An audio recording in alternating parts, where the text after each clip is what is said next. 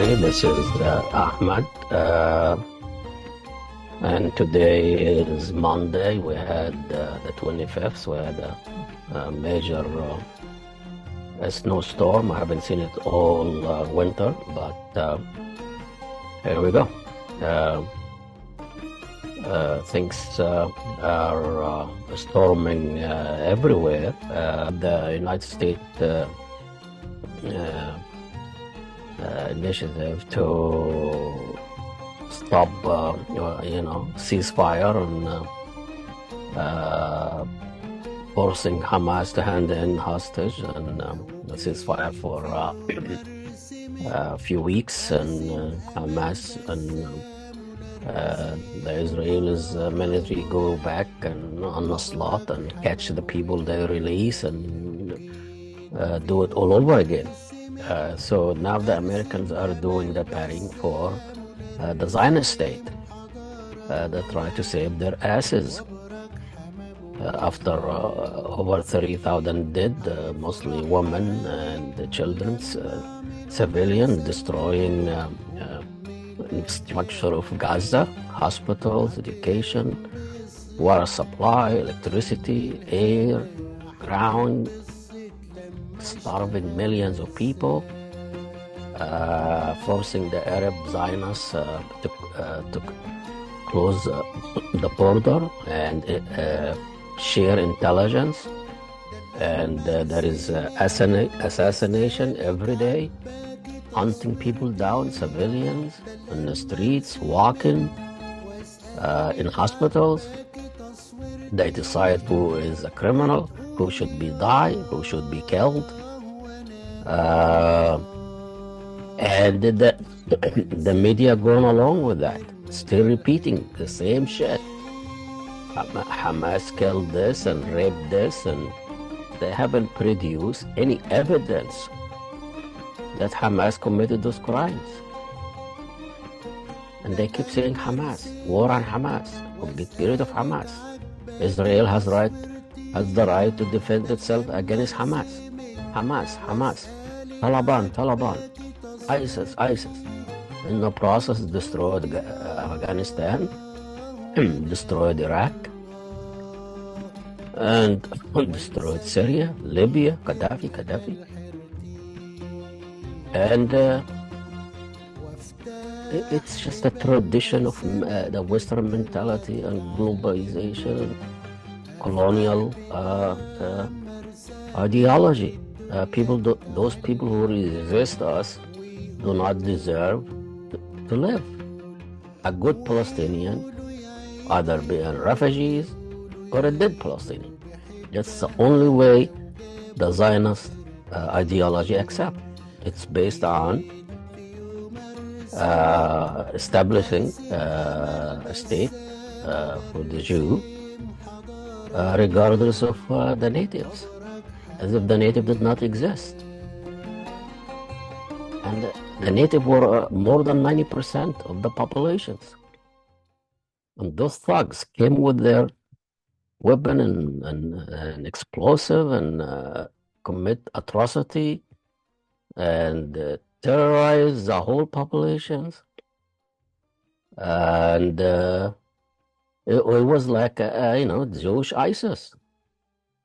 They've done everything, violated every international law, local law, common laws. But the difference is by Jewish ISIS and Islamic ISIS, Islamic ISIS was fought by the whole world, including the Arab world and Muslim world. The Jewish ISIS was supported by the whole world. And then until today, the West have been supporting the genocide and the racist ideology and the apartheid state of Israel. So the killing and the attack and forcing million people to refugees been going on for more than 75 years. And all we talk about it is October 7. And Israel has the right to defend itself. An occupier does not have the right to defend itself in occupied territory. That's a United Nations Charter law. But when you keep repeating this narrative, here we go. You talk to any Americans, Israel has the right to defend itself, even the people who support the Palestinians. But the Israel have the right to defend itself. They just kill less civilian. And here is another Zionist writer, in the New York Times. It's full of them. From Thomas Friedman, David Brooks. And David Brooks usually comes across as a thoughtful humanist kind of guy, a neutral, not Jew, not whatever. And he comes up today with an article. What would you have Israel do to defend itself? As if defending itself, it is given. You come up with the line, you state it as if it is a divine law that Israel has the right to defend itself. An occupied, an apartheid, killing, devastating, stealing land, culture. And they have the right to defend itself. Against what? How about the right not to steal land? How about the right not to force millions of people to exile, to refugees? How about the right to join the world community? We have a vicious neighbor. We have a dangerous neighborhood. When did you find out that? Why they are dangerous? When the Jew came to Spain and asked for protection for the Muslims, they protect them and they live their best time under the Muslims in Spain, in Turkey, in the Arab world, even in Palestine. If you come along and you want to respect your religious places, you come and you visit whatever places you want. That was the case, and people live together. But if you come with machine guns and kill children and women, Deir Yassin and other cities, and to work as a colonial project for the empire of the British Empire, and then now the American Empire as a colonial watchdog, why would the people accept you? So instead of saying that Israel has, how do you find a way of a better way of Israel to defend itself without killing all the civilians? You're not addressing the main issue. You're not addressing the Palestinian right to resist. Any means necessary. When people steal your land and kill your children and women, you have the right to defend yourself. You have the right to resist. And what happened on October 7, it really proved with all the might of the military might of the Israelis, with all the support for Western colonial racist ideology and foreign policy, it has a limit. It has a limit. And a few hundreds militant, they resisted the fourth and fifth most powerful military force, and now they are vulnerable to any resistance, any attack. Now it's becoming a reference point. They are not undefeated. They are not imparable. They are not, all the myth about the Israelis military, the Israelis might, and all of that, it is vanished by October 7. And claiming that October 7 was all about killing Israelis' babies and raping Israelis' women, This is all propaganda, unproven. Same thing about weapon of mass destruction in Iraq. And ISIS take over the world. Few thugs from here and there, mostly from penetrated by Mossad and other intelligence. And now you know the attack in Moscow on civilian by ISIS, claimed ISIS. You can see what this ISIS is working for. So David Brock now took off his mask and he couldn't wait. And he keeps talking as if he is an Israeli insider, a Zionist insider. The information about Hamas and how many miles of tunnel they have and how many tunnel Israelis. And he talks about the Israelis as this rational Western, and they just make mistakes, but they're trying to do their best to defend themselves. And Hamas, Hamas, Hamas, and Hamas and Hamas. Hamas are Palestinians. The only Arab government that they were actually elected.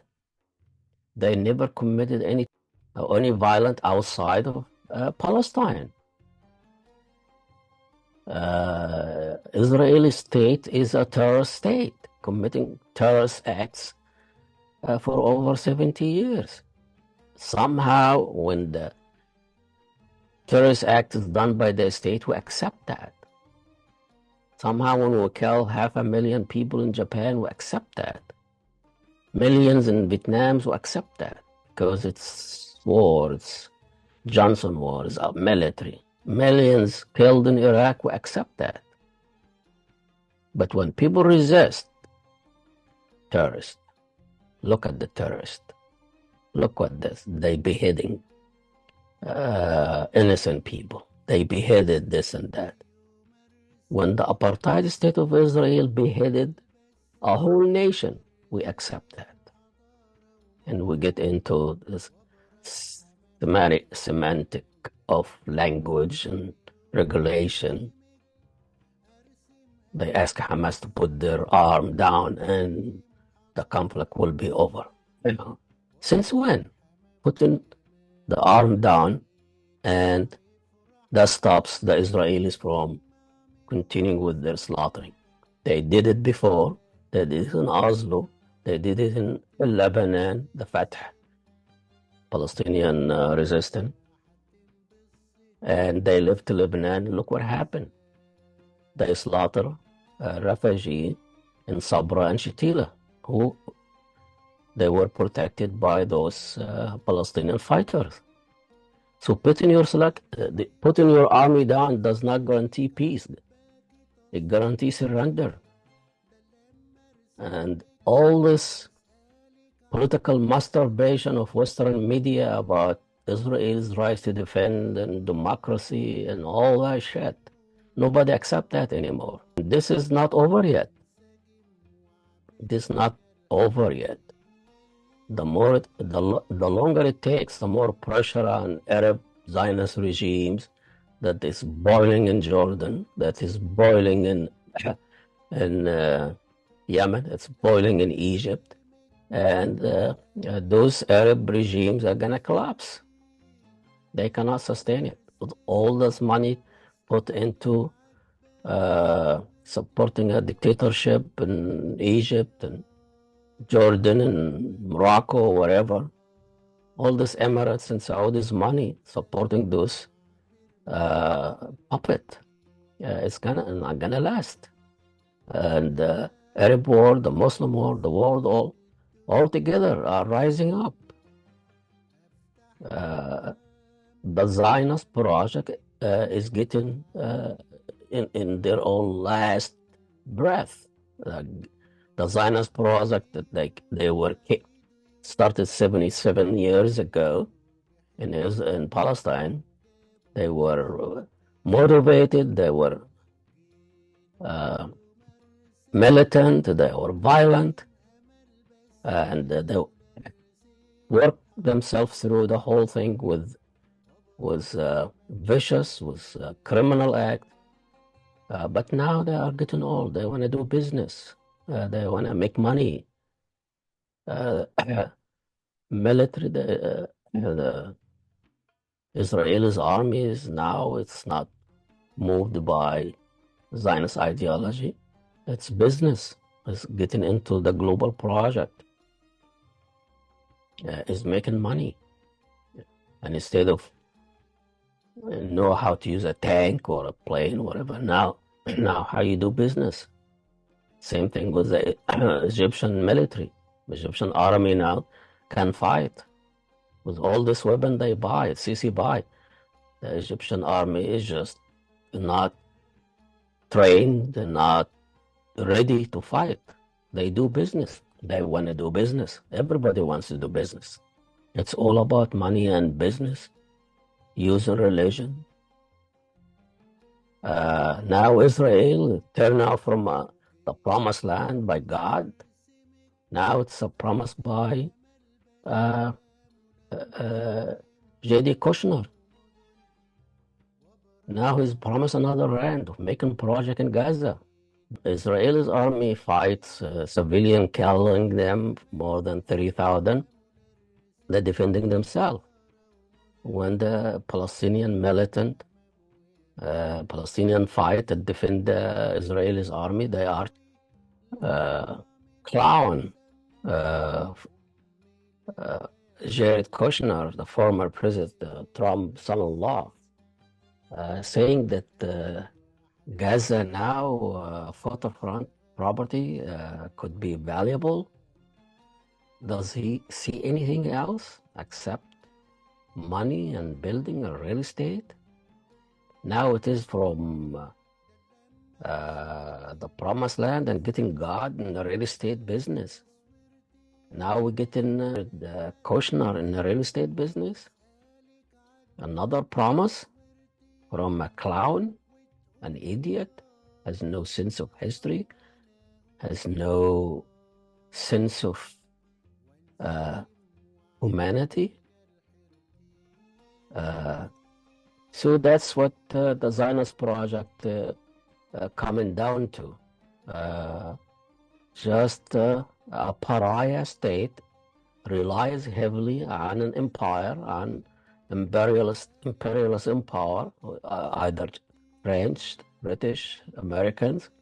They cannot survive with all this billions of dollars pouring in, with all this billions of dollars worth of military and help, political covers, media deceits, propaganda, and they still cannot survive without the American help.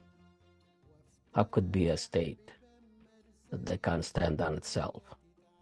The only way they can survive is by eliminating another people, beheading another nation. Lies. This is what the Zionist project is. And it is in a very aging stage, getting old, and exposed around the world. Most of people know now what Israel is all about. It's about genocide. It is about beheading another nation, starving them, killing their women, children. And this is the only way they can survive, and they cannot keep on doing it. So the longer the Palestinian resistance stays, they're not going to just liberate Palestine.